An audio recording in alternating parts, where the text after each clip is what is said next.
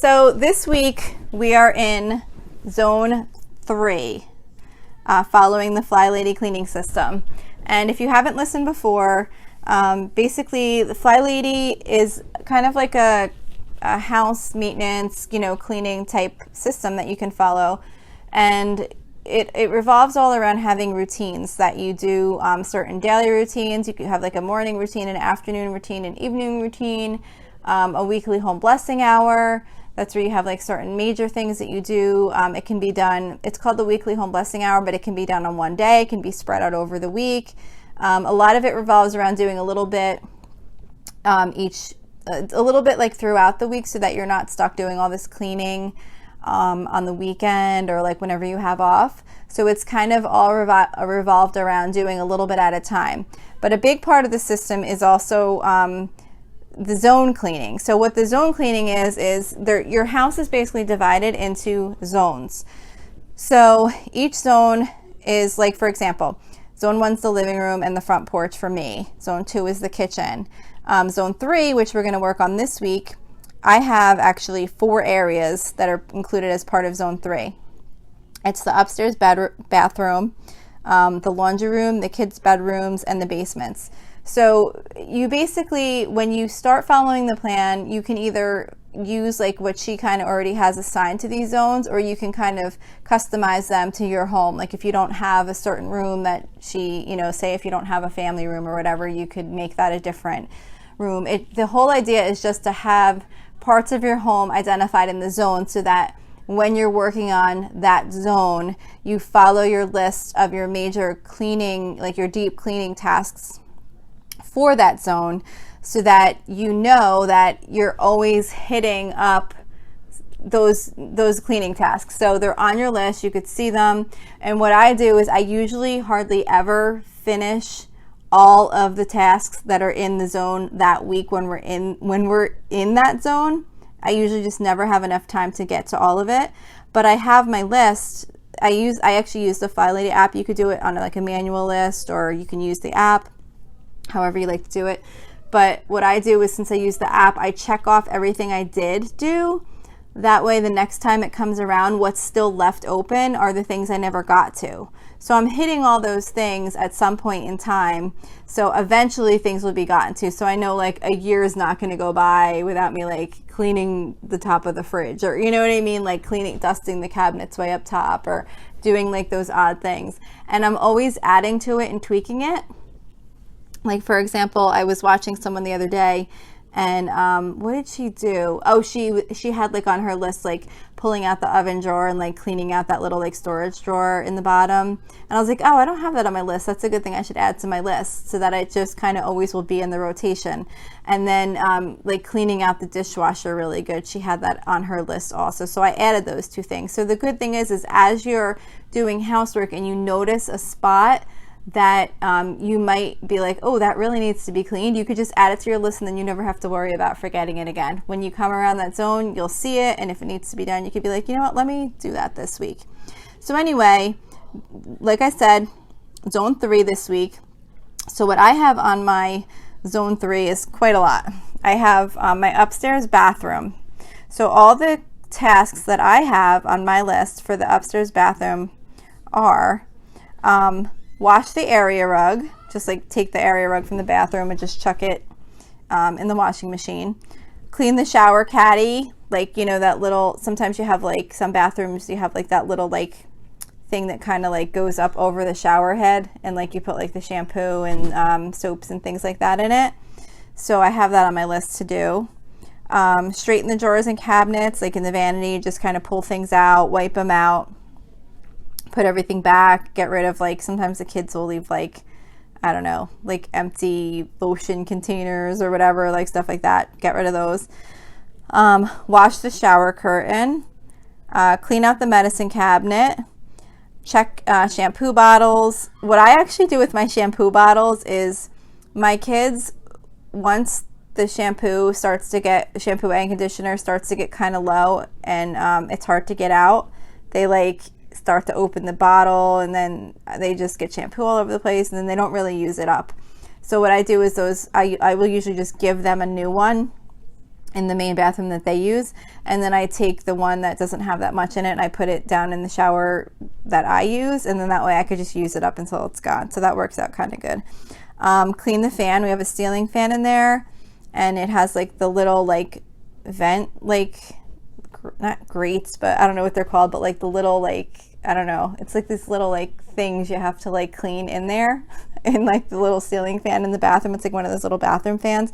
So like I'll clean out and dust like in that little, those little slots. Dust the blinds. I usually just take like a microfiber cloth and just kind of like wipe down them. We just have like the regular little blinds in the bathroom. And then clean the tub drain. So for that, I heard on a show, I started doing that, where you basically take like hot boiling water and you pour it down the drain, and then you make like a mixture of vinegar and baking soda and you pour that down the drain and you let it sit for a little while, and then you make another like pot of boiling water and you pour that down the drain again afterwards, after like the baking soda and vinegar have kind of soaked in the pipe for a little while, I guess. I don't know. Do that at your own risk. You can look it up, but I've heard it on a few different shows, and it's supposed to be good to like keep the drains clear.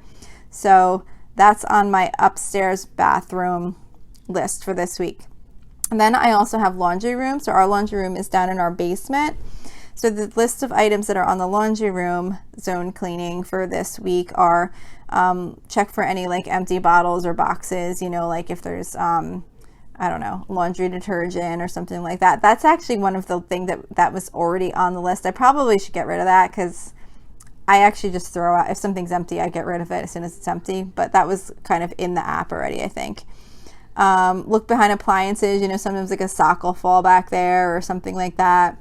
Mop the floor, because like I said, our laundry room's in the basement and it's not somewhere that I like mop like all the time. So just kind of like to mop up the floor.